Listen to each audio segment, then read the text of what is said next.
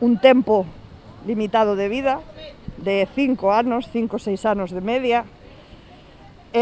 Hai casos raros que poden vivir algo máis, pero a media son 5 ou 6 anos. Entonces, o que se quere é cronificar esta enfermidade para que poidan ter unha vida normal, poder viaxar, poder disfrutar dos seus fillos, da súa familia, do seu traballo, en fin, levar unha vida como podemos levar calquera de nós. Entonces, isto é o que fai a asociación. É unha enfermidade que a día de hoxe non ten cura e desde logo se necesita pois que haxa esa investigación para que esas persoas, todas esas mulleres que son diagnosticadas desta enfermidade poidan levar unha vida digna ata a fin dos seus días.